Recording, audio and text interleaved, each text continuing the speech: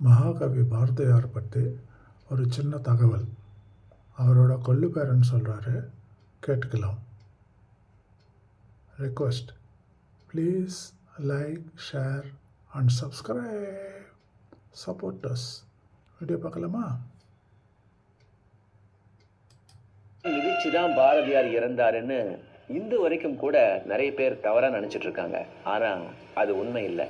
வணக்கம், நான் நிரஞ்சன் பாரதி, மகாகவி பாரதியாரின் எள்ளுப்பேரன், கவிஞன், திரைப்பட பாடலாசிரியர். பாரதியார் தன்னுடைய கடைசி காலகட்டத்துல திருவல்லிக்கேணியில இருந்தார்.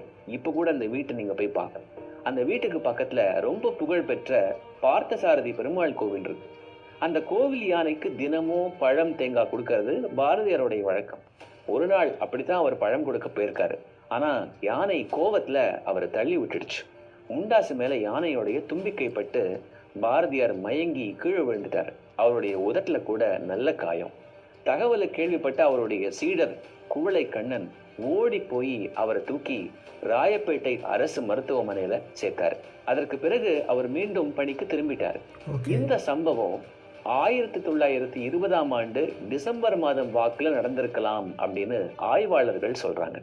இந்த யானை சம்பவத்துக்கு பிறகு கிட்டத்தட்ட 10 மாசம் பாரதியார் உயிரோடு இருந்தார். 1921ஆம் ஆண்டுல செப்டம்பர் 11 நள்ளிரவு 1 மணிக்கு மேல அவருடைய உயிர் பிரிஞ்சது. அதற்கு காரணம் கடுமையான வயிற்றுப்போக்கு, அதாவது டிசென்ட்ரி. இனிமேலாவது பாரதியார் யானை மிதிச்சு இறந்தாரு அப்படிங்கிற தவறான தகவலை பரப்பாம இருப்போம்.